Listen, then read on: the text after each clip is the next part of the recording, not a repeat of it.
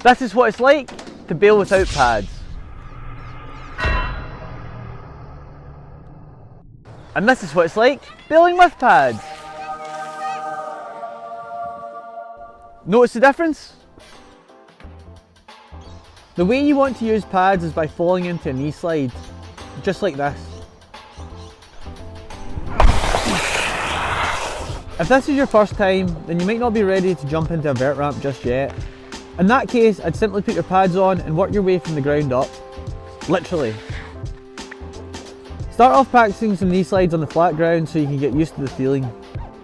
Try to avoid falling straight onto your knees by putting your lead leg down first so you can absorb some of the impact. Once you're comfortable with that, then you can take it to the transition.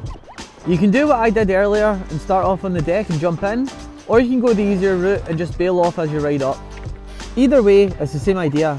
Stick your leading leg onto the ramp first to absorb some of the impact to your knees, and then fall into knee slide down the transition. This is another one of these things that's easier to do on bigger ramps, so keep stepping up the size each time so you can get comfortable with the feeling. The main thing you want to notice at this stage is how little effort it takes to bail out of tricks with a knee slide compared to the stress of having to run out.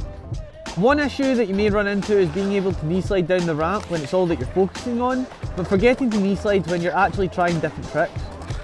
This is because it takes a while to develop the habit of landing on your knees because your mind is used to running out of things. I mean, falling onto your knees while going down a steep ramp seems like the last thing that you want to be doing. The best thing to do here is to pad up as much as possible and skate as you would normally. You might start off resisting the urge to go down on your knees. You'll eventually start falling into knee slides and develop the muscle memory over time.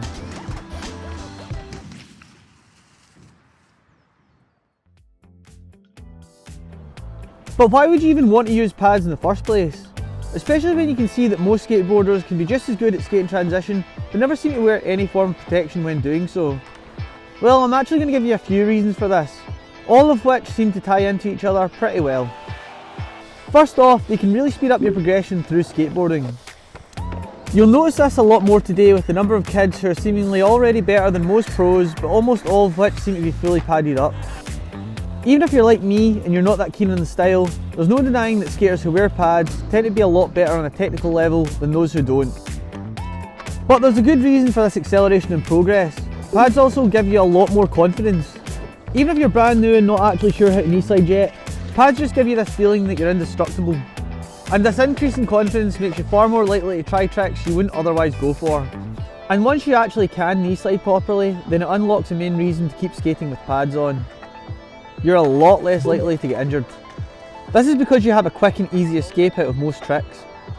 In fact, it's not just easy, it can actually be a lot of fun sliding out of certain tricks, and it doesn't use up even half as much energy as having to run out. So now you know how to use pads, the next question is, when do you use them? Honestly, you're free to use pads whenever you want. Skating not just ramps, but ledges, rails, stairs, or even just flat ground. Just don't be surprised if you're not exactly accepted by a lot of core skateboarders at your local park. This is because wearing any kind of protection in skateboarding is generally frowned upon and considered uncool, with vert ramps and large bowls being some of the only exceptions.